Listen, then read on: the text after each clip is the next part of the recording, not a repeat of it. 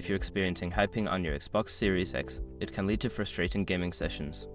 Follow these steps to help reduce your ping and improve your online gaming experience. Step 1. Check your internet connection. Ensure that your internet connection is stable and fast enough for online gaming. You can run a speed test on your device to check your download and upload speeds. Step 2. Use a wired connection. If possible, connect your Xbox Series X directly to your router using an Ethernet cable. A wired connection typically provides a more stable and lower ping compared to Wi-Fi. Step 3. Close background applications. Make sure to close any applications or devices that might be using bandwidth while you are gaming. This includes streaming services, downloads, or other devices connected to your network. Step 4. Change DNS settings. Consider changing your DNS settings to faster DNS provider. You can do this by going to the network settings on your Xbox and entering the DNS addresses of a public DNS service like Google 8.8, 8.8, and 8.8 4.4. Step 5. Optimize router settings. Access your router settings and enable quality of service QoS if available.